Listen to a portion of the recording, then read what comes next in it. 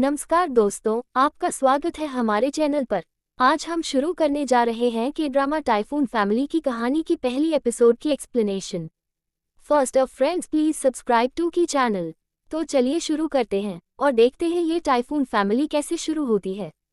Episode 1 कहानी 1997 के south Korea में, जब देश एक गहरी आर्थिक क्राइसिस से जूझ रहा है। हम मिलते हैं कांग टेपून से, जो एक ऐसे जीवन में पला बड़ा है जहां पिता का छोटा लेकिन सम्मानित टाइफून ट्रेडिंग कंपनी परिवार जैसा था। टेपून का बचपन लग्जरीज से भरा था, वेल्थ, फ्रीडम और कैफ्री यूथ, लेकिन जैसे ही IMF क्राइसिस की लहर आती है, उस छोटे कंपनी पर दबाव बढ़ता है। एक दिन अचानक उसके पिता का देहांत हो जाता है, जिससे टेपून की दुनिया हिल जाती है। अब वह खुद को उस कंपनी के सामने पाता है जो डेट्स में डूबी है, जिसके पास एम्प्लॉयज नहीं है और व्यापार लगभग बंद सा हो गया है। वहीं दूसरी ओर ओमी सियोन नाम की एक मेहनती लड़की है, जो अपनी फैमिली की जिम्मेदारियों को वजन समझकर इस कंपनी में बुककीपर की नौकरी करती है, रसीदें संभालती, अकाउंट्स एंट्री करती, कभी चाय कप धोती और बाकी छोटे एडमिनिस्ट्रेटिव काम करती। मी सियोन का सपना है कि वह एक रिस्पेक्टेड करियर वुमन बने, लेकिन उसकी जिंदगी रोजमर्रा की चुनौतियों और आर्थिक परेशानियों में फंसी है। इस पहले एपिसोड में टेपून जब पहली बार टाइफून कंपनी के अंदर कदम रखता है, वो देखता है कि हर कोना टूटता जा रहा है, ऑफिस खाली है, रजिस्टर्स बिखरी हैं, एम्प्लॉयज डर और अविश्वास में हैं। मी सियोन, जो अपने काम को लेकर सच्ची, सिंसियर और डिटर्मिन्ड है, अपने तरीके से इस नई उलझन में कंपनी को संभालने की कोशिश करती है। एक सीन में सिर्फ एक बोके फूल लिए हुए टेपून कहीं बैठकर सो रहा होता है और अचानक उसकी नींद में सिर को झुकाकर मी सियोन की कंधे से टकरा जाता है। ये वो पहली मुलाकात होती है जो दोनों की जिंदगी में सटल कनेक्शन छोड़ जाती है। इस तरह से पहला एपिसोड खत्म होता है विद टेंशन, होप और एक नए अध्याय की शुरुआत, जिसमें टेपून और मी सियोन, दो बिल्कुल अलग बैकग्राउंड से एक ही कंपनी क्राइसिस को सामना करने के लिए फोर्स्ड हैं और धीरे धीरे उनकी जिंदगियां जुड़ने लगती हैं। Subscribe to my channel my dreamy drama land. जब नया सवेरा आता है, टेपून धीरे धीरे समझता है कि उसके पास सिर्फ नाम नहीं, जिम्मेदारियां भी हैं। वो टाइफून ट्रेडिंग कंपनी को बचाए बगैर अपनी फैमिली का सम्मान नहीं रख सकता। हालांकि इंटरनल डेट्स, क्रेडिटर्स की दबाव और पुराने एम्प्लॉयज की अविश्वास की दीवारें सामने हैं। मी सियोन, जो अभी भी उसी ऑफिस में काम करती है, एक दिन नोटिस करती है कि कुछ मिसिंग इनवॉइसेस और अनरिकॉर्डेड एक्सपेंसेस हैं, मतलब पहले से ही होसा में फ्रॉड या लीक हुआ है। वह सवाल उठाती है, लेकिन ज्यादा अनुभव न होने के कारण एम्प्लॉयज और मिडिल मैनेजमेंट उसे अनदेखा करते हैं। टेपून, जो अभी तक कंपनी की टेक्निकल डिटेल्स नहीं जानता, एक्सटर्नल कंसल्टेंट हायर करने पर विचार करता है, लेकिन क्रेडिटर्स कहते हैं कि एक्सटर्नल स्पेंडिंग अभी अफोर्ड नहीं की जा सकती। इसी बीच टेपून की बहन टेही, जो विदेश में रहती है, अचानक आती है और कहती है कि उनका शेयर भी कंपनी में होना चाहिए। इससे फैमिली टेंशन बढ़ जाती है क्योंकि टेपून ने अभी तक कोई लीगल अरेंजमेंट नहीं बनाए। टेही की अराइवल के साथ ही पुराने रेजेंटमेंट सरफेस होते हैं, बचपन की अनफेयरनेस, रिसोर्स एलोकेशन और पिता की जिम्मेदारियां लेकर किसे कितना मिला, ये सब बातों का जाल खुलने लगता है। मी सियोन अपनी इंटीग्रिटी और सेंस ऑफ ड्यूटी से टेपून को सीक्रेटली कुछ फाइनेंशियल लेजर्स दिखाती है, जहां डिस्क्रिपेंसीज साफ दिखती हैं, और सुझाव देती है कि उन्हें पहले इंटरनल ऑडिट करना चाहिए, किसी आउटसाइडर से पहले। टेपून इनिशियल हेजिटेशन के बाद मी सियोन की बात मानने को तैयार होता है। इस बीच क्रेडिटर्स का रिप्रेजेंटेटिव एक घुड़सवार मीटिंग के लिए आता है और अल्टीमेटम देता है, अगर अगले 30 दिन में पैसा नहीं चुकाया गया तो कंपनी सेल हो सकती है। टेपून इनर टर्मोइल से गुजरता है, क्या वह एक्सटर्नल फंडिंग ले या कर्मचारियों को मास ले ऑफ करे। मी सियोन, जो इस पूरे केओस में स्टोइक बनी हुई है, एम्प्लॉयज को रियशो करने की कोशिश करती है कि अगर लीडरशिप स्ट्रांग होगी तो सब ठीक हो जाएगा। एक ड्रामेटिक क्लाइमैक्स सीन में टेही और टेपून के बीच एक हीटेड आर्ग्यूमेंट होता है, जिसमें टेही कहती है कि उसने विदेश में मेहनत की और उसका हिस्सा चाहिए, जबकि टेपून कहता है कि अभी स्थिति ऐसी नहीं कि शेयर बांटे जाएं। उसी समय मी सियोन अचानक कॉन्फ्रेंस रूम में जाके उन दोनों को वो लेजर फोटोकॉपी दिखाती है जिसमें सारे डिस्क्रिपेंसीज डॉक्यूमेंट है। वह कहती है कि अगर दोनों मिलकर काम करें तो कंपनी बच सकती है। इस शॉकिंग रिवील के बाद दोनों सिबलिंग्स चुप हो जाते हैं और टेपून बोलता है कि हम इस फैमिली बिजनेस को बचाएंगे एक साथ। स्क्रीन फेड आउट होती है, याद दिलाती कि 30 दिन की घड़ी टिक रही है। कंपनी की फेट, सिबलिंग राइवलरी और मी सियोन की लॉयल्टी सब मिलकर आगे की कहानी का सस्पेंस खुलने का इंतजार करती हैं। जब तीसरा एपिसोड शुरू होता है, टेपूंग अब पूरी तरह से कंपनी की फेट को सोचने लग गया है, लेकिन अभी भी उसका अनुभव कम है और मुश्किलें लगातार गहरी होती हैं। क्रेडिटर्स का प्रेशर बढ़ता है, सप्लायर्स डिमांड्स करने लगते हैं, गुड्स डिलीवर करो या पेमेंट करो, लेकिन टाइफून कंपनी के पास कैश फ्लो नाम की चीज तक नहीं बची है।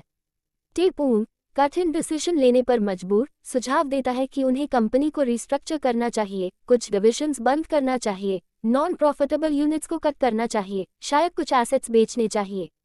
लेकिन ये स्टेप लेने से पुराने एम्प्लॉयज में डर फैल जाता है। रूमर्स उड़ने लगते हैं कि लेऑफ्स हो सकते हैं। मी सियोन, जो हर दिन लेजर्स देख देख कर थक जाए, एक मॉर्निंग सीन में गलती पाती है। एक वेंडर की इनवॉइस गलत सबमिट हुई है और वह डिस्क्रिपेंसी बताती है। टेपूंग पहले नाराज होता है, लेकिन बाद में समझता है कि यह नज़रअंदाज नहीं किया जा सकता। वो पब्लिकली एम्प्लॉयज़ के सामने स्वीकार करता है कि कंपनी संकट में है, लेकिन कहता है कि अगर सब साथ दें तो हम इसे पार कर सकते हैं। इस ऑनेस्टी से कुछ एम्प्लॉयज़ उसकी तरफ झुकने लगते हैं। वहीं टेही, जो अब कंपनी में प्रेशर बढ़ता देख रही है, एक से ये सीन में मी सियोन से मिलती है और कहती है कि वह फाइनेंशियल बैकर्स खोजना चाहती है। वो कहती है कि मैं विदेश में कुछ कॉन्टैक्ट्स यूज़ कर सकती हूँ, कुछ इन्वेस्टर्स बात कर सकती हूँ। इससे एक सबप्लॉट खुलता है कि बाहरी फंडिंग की पॉसिबिलिटी बन सकती है। पर टेपूंग डरता है कि बाहरी फंडिंग से कंट्रोल इशू हो जाए। उसी समय एक राइवल कंपनी प्यो हाइन जून और उसके पिता प्यो बैकहो टाइफून ट्रेडिंग की वीकनेस नोटिस करते हैं और उन्हें प्रस्ताव देते हैं, हम आपके डेट्स का हिस्सा ले लेंगे, लेकिन बदले में हम कंट्रोल चाहते हैं। टेपूंग झिझकता है। एक इंटेंस मोमेंट में मी सियोन और टेपूंग ऑफिस लेट काम करते हैं। दोनों डॉक्यूमेंट्स रिव्यू कर रहे होते हैं और बिजली चली जाती है। डार्कनेस में फ्लैशलाइट की चमक में दोनों के चेहरे झलकते हैं और वे रियलाइज करते हैं कि यह लड़ाई अकेले नहीं जीत सकते, एक दूसरे की साइलेंट कंपनी में आश्रय पाते हैं। अंत में टेही अपनी सूटकेस लेकर एक एनवलप लेकर आती है, कहती है कि यह कुछ प्रिलिमिनरी फंडिंग प्रपोजल है जो उसने अरेंज किया है, हम इसे रिस्क के साथ ट्राई करना चाहिए। और स्क्रीन फेड आउट होती है, सस्पेंस बनाते हुए कि क्या ये प्रपोजल काम करेगा, किस तरह एक्सटर्नल फंडिंग टाइफून कंपनी को बचाएगी या और जटिल बनाएगी, और क्या टेपूंग और मी सियोन का ट्रस्ट और रिलेशन इस क्राइसिस में और स्ट्रेंथन होगा। जब एपिसोड 4 की कहानी शुरू होती है, टेपूंग, मी सियोन और टेही मिलकर उस प्रीलिमिनरी फंडिंग प्रपोजल पर काम करना शुरू करते हैं, पर इंटरनल स्केप्टिसिज्म और एक्सटर्नल ऑपोजिशन दोनों बढ़ गए हैं।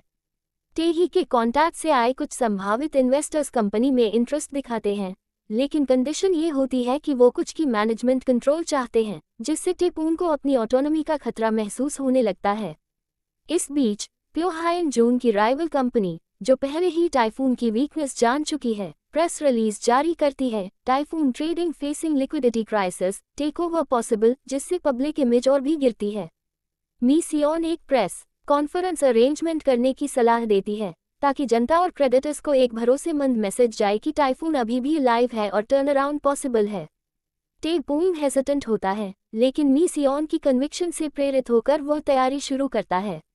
वह एम्प्लॉयज़ को भी भरोसा दिलाता है, इंटरनल मीटिंग्स रखता है, प्रॉमिसेस देता है कि सैक्रिफाइसेस होंगे, लेकिन लक्ष्य क्लियर है।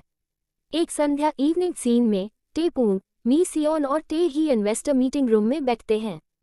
सभी टेंशन्स, एक्सप्रेशंस, नेगोशिएटिंग मोमेंट्स दिखाई देते हैं। इन्वेस्टर्स पूछते हैं हार्ड क्वेश्चंस, टेही presents financial projections, Mi Seon defends accounting decisions, और टेपूंग कमिट्स टू पर्सनल गारंटी, अपने पर्सनल एसेट्स की गारंटी देने की बात कहता है। इन्वेस्टर्स कुछ छूट मानते हैं, लेकिन अंत में एक छोटा ग्रुप तैयार हो जाता है to invest under strict terms. इस डील से थोड़ी सांस आती है, कंपनी को कैश इन्फ्यूजन मिलती है, लेकिन ये सिर्फ शुरुआत है। उसी समय प्यो हाइन जून की कंपनी एक हॉस्टाइल मनूवर शुरू करती है। वो सप्लायर्स को बोली कम देने लगते हैं, कंपेटिटिव प्राइसिंग स्ट्रैटेजीज अपनाते हैं, टाइफून का मार्केट शेयर खींचने की कोशिश करते हैं। टेपूंग को अंदेशा होता है कि यह चाल स्ट्रैटेजिक है और वो तुरंत काउंटर प्लान तैयार करता है, small promotions, loyal customers incentives, improved service quality, cost cutting inside. Mi Seon रात भर डॉक्यूमेंट्स फाइनलाइज करती है, टेही इन्वेस्टर कम्युनिकेशन करती है और टेपूंग कहीं फील्ड विजिट्स पर निकलता है। एपिसोड का अंत एक दृश्य में होता है जहां टेपूंग कंपनी के रूफटॉप पर खड़ा है, सिटी स्काईलाइन की रोशनी उसके पीछे है और वह कहता है, सॉफ्ट वॉइस ओवर, हमने पहला कदम उठाया है, लेकिन अभी लड़ाई बाकी है। स्क्रीन धीरे फेड होती है और टेक्स्ट आता है, next time on typhoon family, a new storm approaches. तो दोस्तों, ये था एपिसोड 4 की कहानी टाइफून फैमिली में एक और मोड़, एक नई उम्मीद और एक बड़ा इन्वेस्टमेंट डील। अगली एपिसोड में हम देखेंगे कि यह नई फंडिंग कैसे टाइफून कंपनी को रीशेप करेगी और क्या प्यो हाई एंड जून की चालों का सामना वो कर पाएंगे।